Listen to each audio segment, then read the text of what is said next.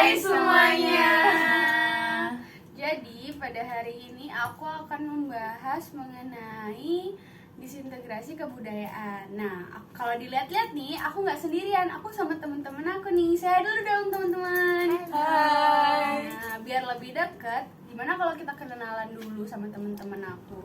Oh ya, karena sehubung kita juga ngomongin tentang kebudayaan, gimana kalau aku mau tahu nih, sekalian kita perkenalan tuh, coba kalian sebutin daerah asalnya kalian. Dimulai dari Laura mungkin.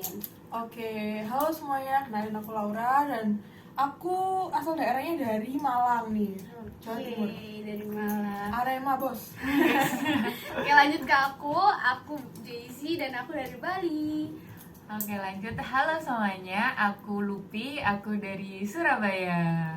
Oke, terus halo semuanya, aku Cindy dan aku dari Palembang. Nah, kita ini kalau dilihat-lihat dari tempat yang berbeda-beda dan bermacam-macam. Oke deh, berarti kita nanti bakal mungkin bahas-bahas tentang pengalaman sendiri-sendiri gitu ya, tentang kebudayaan-kebudayaan. Oke deh, kalau gitu kita langsung masuk ke materinya. Check it out. Nah, guys, kan kita tahu nih kalau Indonesia itu terdiri dari berbagai macam agama, budaya, suku bangsa, dan ras. Nah, meskipun kayak akan perbedaan, tetapi kita itu bisa hidup dengan berdampingan sesuai dengan simbol negara kita yaitu Bhinneka Tunggal Ika. Nah, meskipun berbagai perbedaan yang ada itu bisa kita sebut sebagai anugerah dari Tuhan, tapi ternyata perbedaan itu bisa bawa konflik juga loh. Nah, konflik yang terjadi itu bisa mulai dari individu dengan individu hingga kelompok dengan kelompok. Apabila suatu konflik itu udah terjadi yang penyebabnya itu karena perbedaan, maka persatuan bangsa dan negara itu bisa terancam loh. Nah, maka dari itu diperlukan yang namanya integrasi bangsa. Integrasi itu berasal dari bahasa Inggris yaitu integration yang berarti kesatuan atau pembulatan. Nah, tapi integrasi itu juga bisa diartikan sebagai suatu keadaan yang mana setiap kelompok suku bangsa dan ras bisa hidup bersama-sama dengan mempertahankan setiap kebudayaannya masing-masing. Oleh karena itu, supaya sesama masyarakat Indonesia bisa hidup berdampingan tanpa menghilangkan budaya dari setiap individu, maka dibutuhkan kesadaran bagi semua masyarakat Indonesia. Oke, terus selanjutnya integrasi itu juga ada jenis-jenisnya. Yang pertama adalah integrasi sosial, lalu integrasi kebudayaan, dan yang ketiga adalah integrasi nasional. Tapi pada kesempatan kali ini kita akan khusus membahas mengenai integrasi kebudayaan. Oke, tadi kan sini udah bahas nih tentang integrasi ya, pengertiannya integrasi. Nah, oke, sekarang aku mau bahas tentang integrasi sosial budaya. Nah, integrasi sosial budaya itu apa sih? Kalian tahu nggak? Apa ya? Kasih tahu dong. Kasih tahu ya. Nah, jadi integrasi sosial budaya itu adalah proses penyesuaian unsur-unsur yang berbeda dalam masyarakat sehingga dapat menjadi satu kesatuan. Nah, sekarang kita akan berfokus ke integrasi kebudayaan aja nih. Oke, lanjut nih ya. Nah, tentang integrasi kebudayaan. Nah, integrasi kebudayaan itu pengertiannya hampir sama kayak tadi. Cuman integrasi kebudayaan itu penyesuaian antara setiap unsur kebudayaan yang berbeda. Nah, tujuannya itu untuk mencapai suatu kedonasian atau kesamaan fungsi yang ada di dalam kehidupan masyarakat. Gitu, guys. Oke. Nah, oke nih kok misalnya satu negara tuh punya berbagai jenis kebudayaan gitu ya. Nah, kok misal di suatu negara tersebut nggak ada namanya integrasi kebudayaan, kemungkinan yang akan terjadi tuh ya konflik dan juga ya permasalahan-permasalahan itu ya. Jadi di suatu negara yang memiliki beragam kebudayaan itu perlu adanya perilaku saling menghargai dan saling menghormati antar perbedaan itu. Gitu.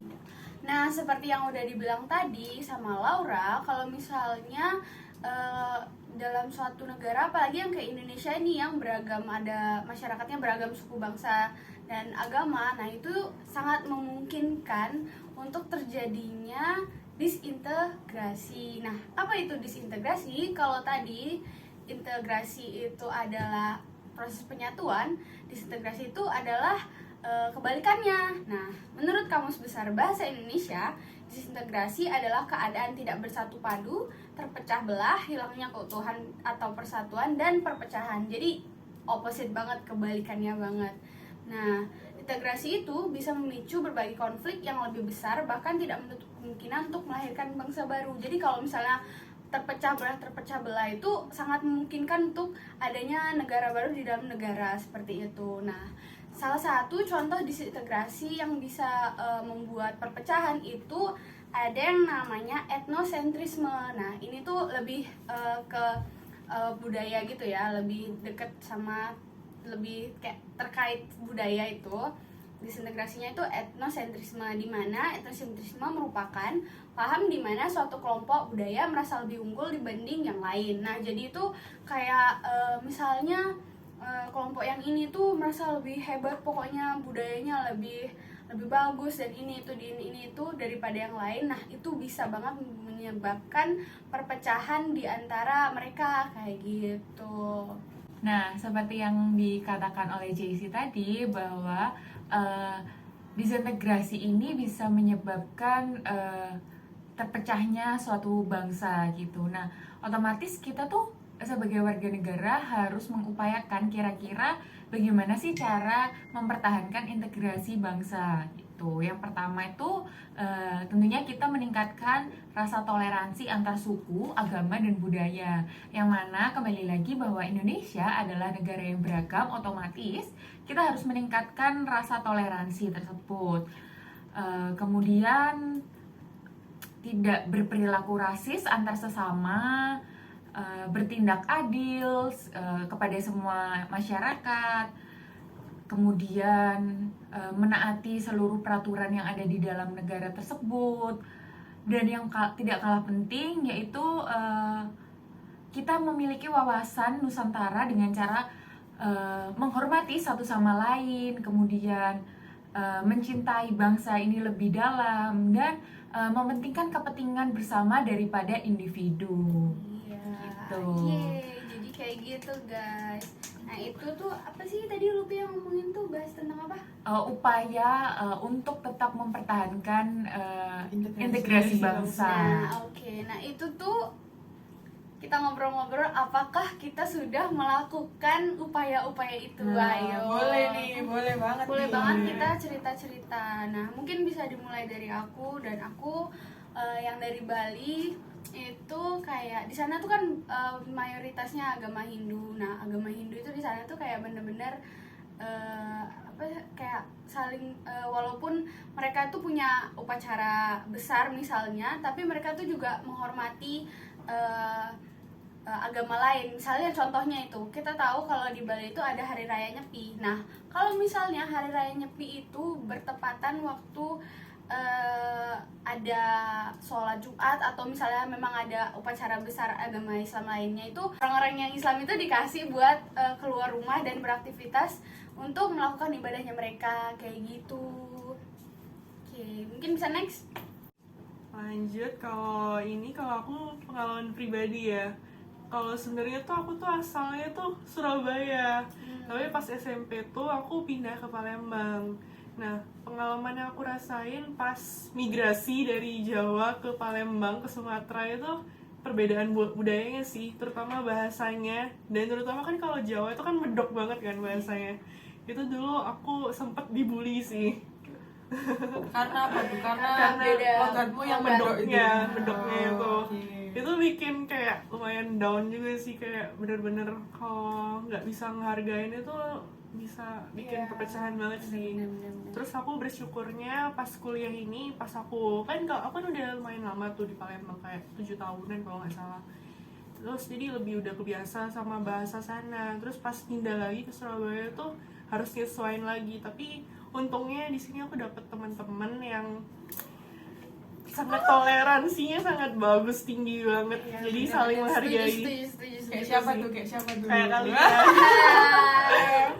Jadi aku ngerasa sangat bebas banget mengekspresikan diri, nggak usah takut kayak pas dulu SMP takut kalau mau ngomong nanti dibully, bahasanya beda gitu. Iya, kita juga memang asalnya beda-beda Beda, gitu kan. betul. dan kita tuh bener-bener menghargai dan kayak ya udah kayak bener-bener saudara gitu. Gimana nih? Ada.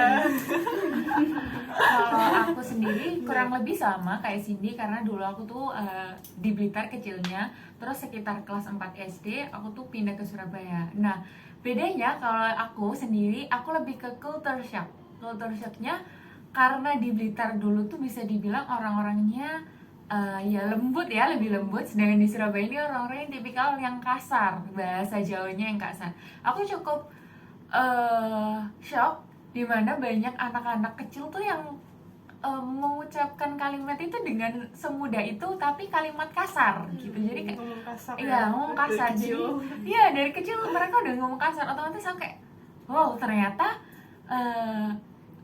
beda banget. Ya. Hal Gitu. itu udah dianggap sebagai hal yang normal gitu. Jadi aku jadi belajar lagi, ternyata memang seperti itu. Jadi kayak lingkungan itu mempengaruhi banget gimana kita menghadapi sesuatu yang baru gitu.